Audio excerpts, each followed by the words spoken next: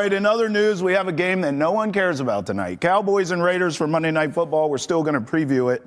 Look, I think tonight for this game, I'm all over player props for Genty. Like, I don't like the Cowboys defense. So I think Genty could have a good game. Sure. I may look at some other guys offensively for the Raiders to have decent games just because of how bad that Cowboys defense is, although playing better lately. However, this is the first game since Marshawn Kneeland's tragic death. There is no way the Cowboys lose this game tonight. I just think the emotions, you still, talent-wise, you have more talent than the Raiders. I think all those things combine, the emotions of that, the talent factor. I think the Cowboys win the game going away.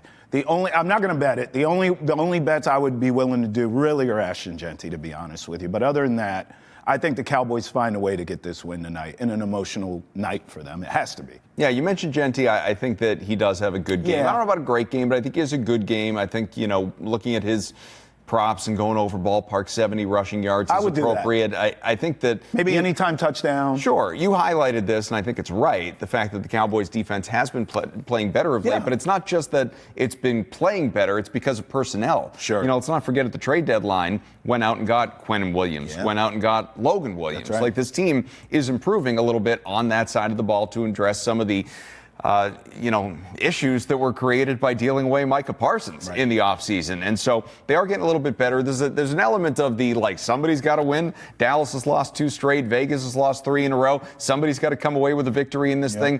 I would be on Dallas ultimately completely independent of the Kneeland situation.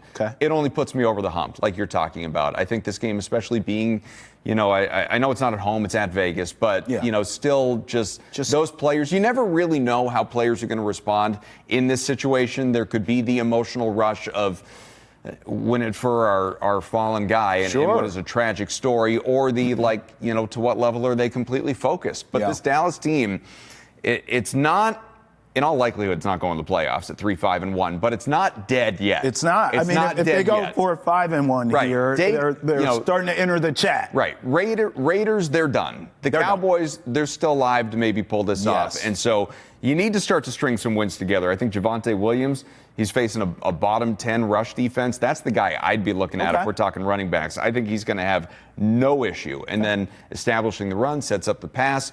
Obviously, Dak Prescott's going to, as he has been week to week, find CeeDee Lamb, find George Pickens. I think the Cowboys win this thing going away. I have no issue with the -3.5. My heart goes out to Raiders fans. I think you guys are cool. I always like the Raiders colors and logo, and their fans are cool.